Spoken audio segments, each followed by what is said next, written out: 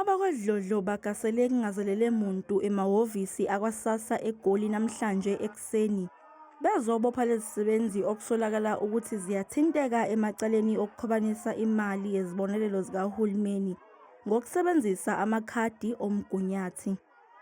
Kubikwa ukuthi lezi zisebenzi ze-SASSA eGoli bezisebenzisa imininingwane yabanye abantu ukubhalisela izibonelelo zikahulumeni. We've arrested them for fraud.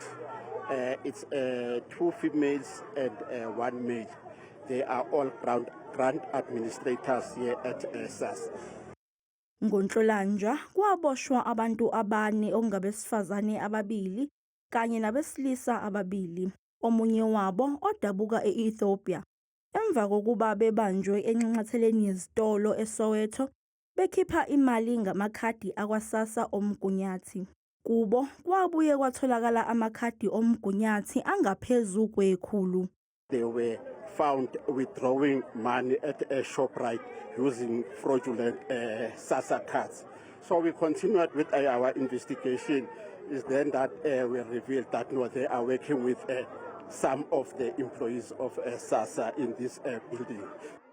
Amaphoyisa athi namhlanje bekumele ngabe abophe abayisikhombisa kodwa bathola abathathu ngenxa yokuthi abanye abane bebengekho emsebenzini futhi ke bakholelwa ukuthi kusenabanye abasazoboshwa. Kubo kukhona nomphathi wakwa-SASSA eGoli.